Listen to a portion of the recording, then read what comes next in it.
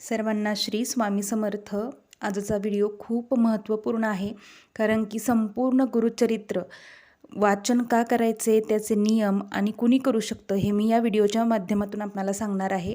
त्यामुळे संपूर्ण व्हिडिओ पहा, स्किप न करता पहा. प्रत्येकाने आयुष्यात एकदा तरी येऊन गुरुचरित्र वाचा. आयुष्याचं सोनं झाल्याशिवाय राहणार नाही. संपूर्ण आयुष्य बदलून टाकणारा हा ग्रंथ आहे.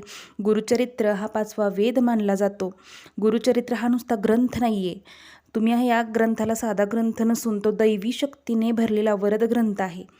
त्यामुळे जे कोणी दुःखित असतील, कुणाला पितृदोष असेल, कुणाचं घराणं शापित असेल, कुणाच्या घरात असाध्य आजार झालेला असेल, किंवा जारण मारण तारण भानामती असे कोणतेही तुमच्या अडचणी असू द्या, किंवा सगळ्यात मोठा महिलांना जो प्रॉब्लेम असतो तो म्हणजे संतती, तुमच्या ह्या कोणत्याही प्रश्नावर एकमेव उपाय आहे गुरुचरित्र. गुरुचरित्र हे साक्षात दत्तगुरु महाराजांचं चरित्र आहे. अत्यंत दिव्य आणि पवित्र आहे. त्यातील शब्द न शब्द हा मंत्र रूप कार्य करतो. त्यामुळे गुरुचरित्र पारायणाला जर कुणाची बसायची इच्छा असेल तर त्यांनी संपूर्ण नियमावली पाळून गुरुचरित्र पारायण करावे, हीच माझी सर्वात प्रथम तुम्हाला विनंती आहे. आणि माझी कळकळून अजून एक विनंती आहे की आयुष्यात येऊन एकदा तरी गुरुचरित्र पारायण करा. तुमच्या आयुष्याचं सोनं काय, त्याहून सर्व सुख तुमच्या पायात येणार, ही खात्रीने मी गॅरंटीने 100% सांगू शकते. एवढी गुरुचरित्रात ताकद आहे. आता आपण गुरुचरित्रचे नियम पुढे पाहणार आहोत. गुरुचरित्र कुणी वाचू शकते? गुरुचरित्र कुणीही वाचू शकते, त्याला कोणतंही बंधन नाही. पण गुरुचरित्र हे मूळ गुरुचरित्र होतं. त्या गुरुचरित्रामुळे स्त्रियांना गर्भपात होत होता. त्यामुळे गुरुमाऊलींनी, दिंडोरी प्रणीत गुरुमाऊलींनी आपल्याला प्राकृत मराठी ग्रंथात हा गुरुचरित्र ग्रंथ उपलब्ध करून दिला. त्यामुळे आपण महिला वर्ग आता हा ग्रंथ वाचू शकतो. त्या महाराजांमुळे किंवा माऊलींची इच्छा असल्यामुळे, स्वामी समर्थ माऊलींमुळे आपल्याला हा ग्रंथ आपल्याला उपलब्ध झाला आणि आपल्या अनेक समस्या मार्गी लागत गेल्या. कितीतरी जणांना ज्यांना मुलं नाहीत, 8-8, 10-10 वर्षे, त्यांना मुलं झालेली आहेत. या ग्रंथ वाचनाने घरातील त्रास पीडा बाहेर गेलेले आहेत. कितीतरी स्वामी सेवक केंद्रात येतात, ते स्वतःचा अनुभव सांगतात. त्यामुळे गुरुचरित्र हा वरद ग्रंथ आहे आणि मन असता पवित्र सदा वाचावे श्री गुरुचरित्र असे सांगितलेले आहे. तुमचे मन जेव्हा पवित्र असेल तेव्हा तुम्ही गुरुचरित्र वाचू शकता.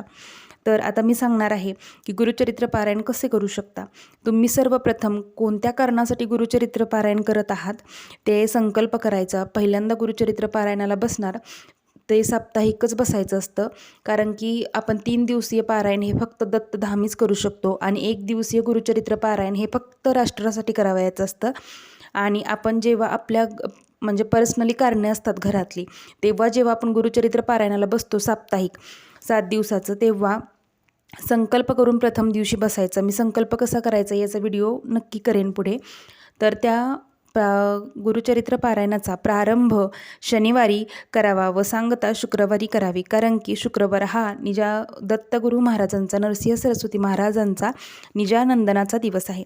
त्या दिवशी आपल्याला काय करायचं आहे, आदल्या दिवशी आपलं घर स्वच्छ करायचं आहे आणि शुक्रवारी आपल्याला 4 श्वान आणि 1 गाईला चपाती खाऊ घालायची आहे. कारण की 4 श्वान हे वेद मानलेले आहेत आणि गाई ही कामधेनू मानलेली आहे. त्यामुळे त्यांना आधी चपाती खायला घालायची व शनिवारी सकाळी शुचिर्भूत होऊन ग्रंथ पूजा मांडून आपल्याला पारायणाला बसायचं आहे.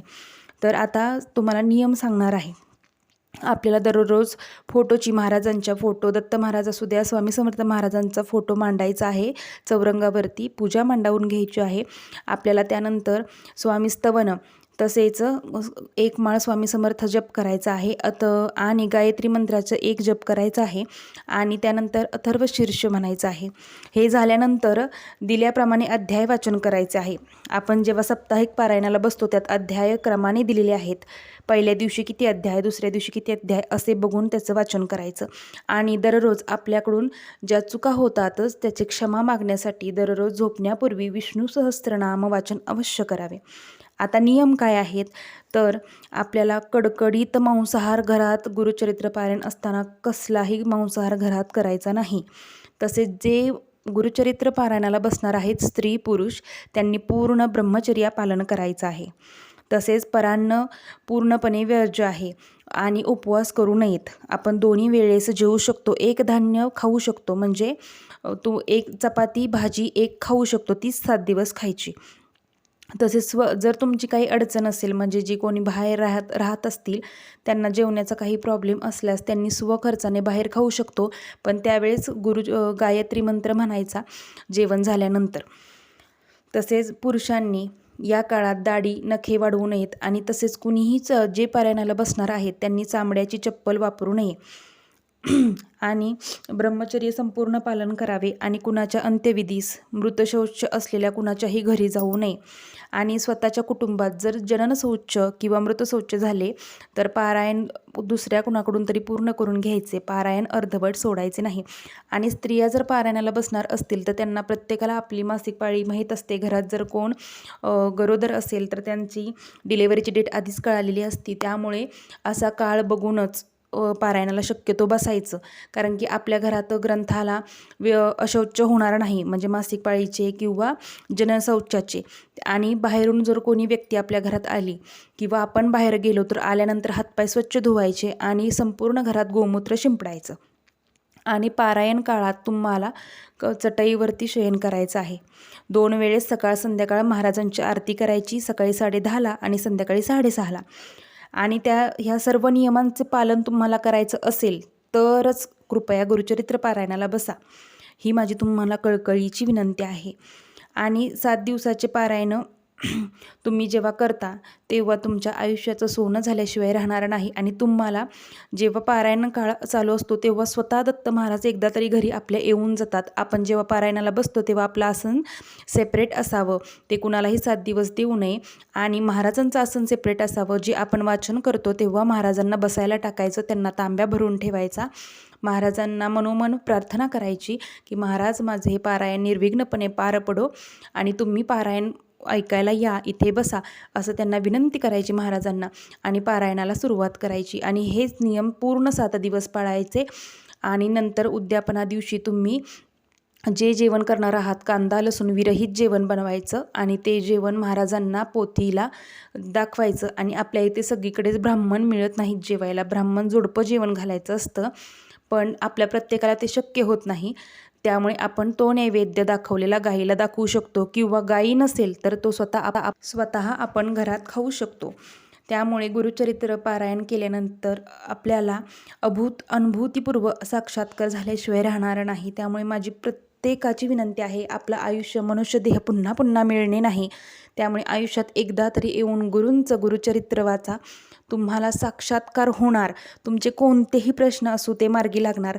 फक्त मन पवित्र असता वाचावे सदा गुरुचरित्र. मन पवित्र ठेवा, श्रद्धेने भक्तीने कळकळीने महाराजांना विनंती करून पारायणाला बसा. आणि तुम्ही जेव्हा घरी पारायण करता तेव्हा तुम्हाला त्या पारायणाचं 10 पट फळ मिळते. आणि जेव्हा तुम्ही केंद्रात सामूहिक पारायण करता तेव्हा तुम्हाला त्याचे 100 पटीने फळ मिळत असते. पण आपल्या घरात जर अडचणी असतील तर अवश्य घरातच 7 पारायणे करावीत. म्हणजे पितृदोष, वास्तुदोष किंवा तुम्हाला काहीही असू द्या, कर्णीबाधा, भूतबाधा, कोणताही तुमचा असाध्य आजार असेल त्यावरती गुरुचरित्र हा एकमेव उपाय आहे. त्यामुळे माझी ही झालेली सेवा महाराजांचरणी रुजू करते. आणि सर्वांना श्री स्वामी समर्थ अवधूत चिंतन श्री गुरुदेव दत्त नरसिंह सरस्वती महाराज की जय. दिगंबरा दिगंबरा श्रीपाद वल्लभ दिगंबरा.